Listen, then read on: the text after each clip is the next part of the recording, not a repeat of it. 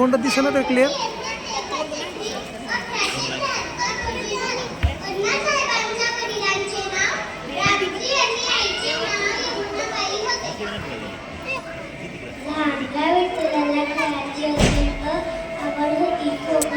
काय फोटो आला काय सरकारनं मधून.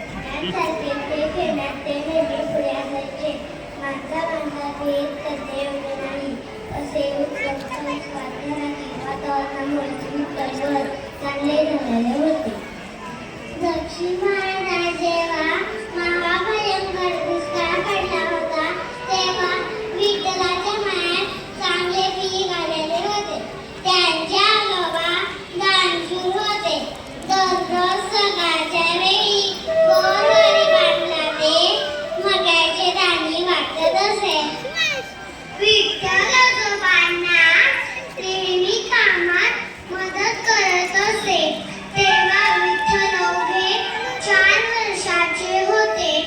एकदा जेवायला बसताना एक भिकारी दारापाशी आला.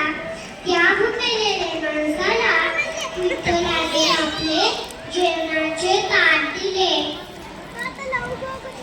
जे कारंजले गारजले त्या फुले तोची सागुवळ खावा देव देठेची जाणावा. ह्याप्रमाणे म्हणते जे दुःखी आहेत त्यांचं दुःख समजावून घेऊन त्यांना मदत करणे, वडील धाड्याविषयी आदर बाळगणे म्हणजे सौजन्यशीलता होय. दुसऱ्यांच्या मदतीला नेहमी धावून जाणे म्हणजे सौजन्यशीलता होय.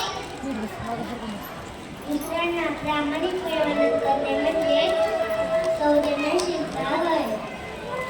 इतरांच्या भावना आणि परिस्थिती समजून घेणे म्हणजे सौजन्यशीलता